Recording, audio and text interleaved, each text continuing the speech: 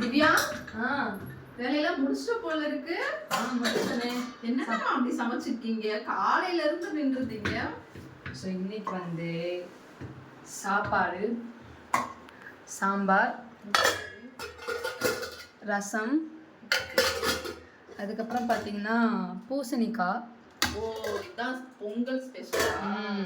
அதுக்கப்புறம் உருளைக்கிழங்கு. ஸோ இன்னைக்கு பாயாசம் வைக்க முடியல, அதுக்கு பதிலாக தான் பொங்கல் இருக்கு. ஸோ பொங்கல் அன்னைக்கு பொங்கல் தான் வைப்பாங்க.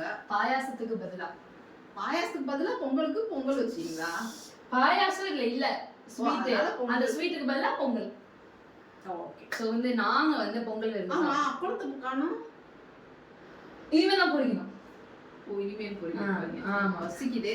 ஸோ வந்து நாங்க பொங்கல் விருந்து சாப்பிட போறோம், நீங்களும் பொங்கல் விருந்து இதுதான் சாப்பிடுங்க. பொங்கல் ஸ்பெஷல். பட் திவ்யா ஃபுல்லா சமைச்சிருக்காங்க. ஸோ சாப்பிட்டுட்டு எப்படி இருக்குன்னு சொல்றேன். ஓகே, பாய். நீங்களும் பொங்கல் விருந்து சாப்பிட்டீங்கன்னு கமெண்ட்ல சொல்லுங்க.